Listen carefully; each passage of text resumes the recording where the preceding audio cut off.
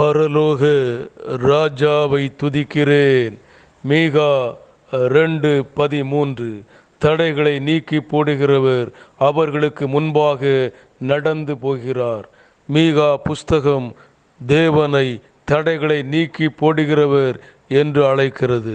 ஆம், இந்த தேவன் சொல்ல ஆகும், கட்டளையிட நிற்கும்.